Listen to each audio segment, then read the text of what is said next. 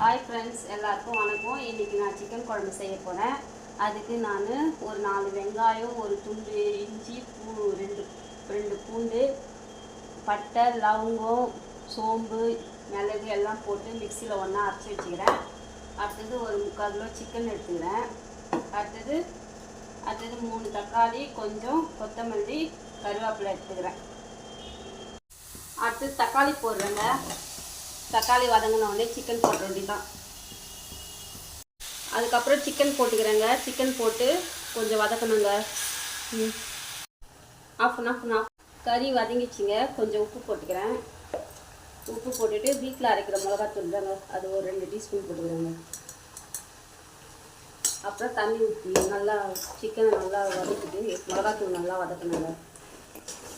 மிளகாத்தூள் உப்பு எல்லாம் போட்டு வதக்கியாச்சு. அடுத்தது நல்லா ஒரு சொம்பு தண்ணி ஊற்றி சிக்கன் வெந்த உடனே சிக்கன் குழம்பு ரெடி ஆகிடுங்க. அவ்வளோதாங்க. சிக்கன் வெந்துச்சுங்க. லாஸ்ட்டாக கொத்தமல்லி போட்டு இறக்க வேண்டியதாங்க. சிக்கன் குழம்பு ரெடிங்க. வானாலேருந்து சில்வர் இடத்துக்கு மாற்றிட்டேங்க. இந்த வீடியோ பிடிச்சிருந்தா லைக் பண்ணுங்கள், ஷேர் பண்ணுங்கள், சப்ஸ்கிரைப் பண்ணுங்கள். தேங்க்ஸ் ஃபார் வாட்சிங்.